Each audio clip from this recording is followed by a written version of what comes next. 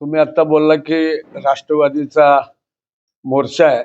राष्ट्रवादीचा मोर्चा नसून एक विचाराचा मोर्चा आहे. जी वाचाळपणाने बोलायची प्रवृत्ती जी वाढली आहे त्याच्यावर कुठं तर चाप घालण्यासारखी ती सर्व पक्षाचे त्या चांगल्या सुसंस्कृत विचाराचे पुरोगामी विचाराची लोक एकत्र येऊन हा मोर्चा करतात. महत्त्व एवढं आहे की या जिल्ह्यानं पुरोगामी विचार जपावा या दृष्टीनं आम्ही सगळ्या मंडळींनी या सगळ्या जिल्ह्यातल्या सर्वपक्षीय मंडळींनी एक आवाहन केले की आपण याला पाठिंबा देण्यासाठी यावं.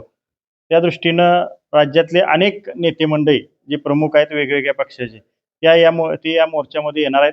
पुष्पराज चौकातनं या मोर्चाची सुरुवात होणार आहे. परत असं फिरून सांगलीतल्या काही कानाकोपऱ्यामध्ये जाऊन या ठिकाणी हा मोर्चा स्टेशन चौकामध्ये त्याची सांगता सभेच्या रूपानं सांगता होणार आहे.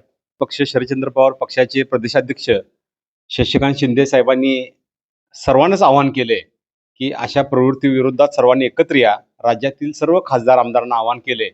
आमच्या पक्षाचे पदाधिकारी आमदार खासदार उपस्थित राहतीलच, त्याचबरोबर इतर पक्ष सुद्धा आमदार खासदार उपस्थित राहतील.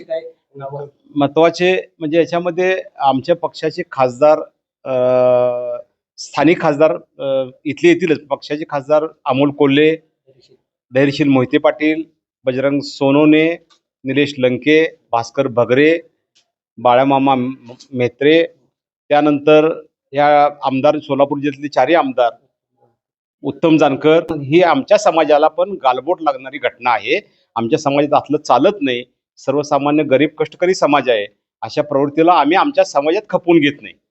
त्याचा निषेध व्यक्त करण्यासाठी सर्वजण एकत्र येत आहेत.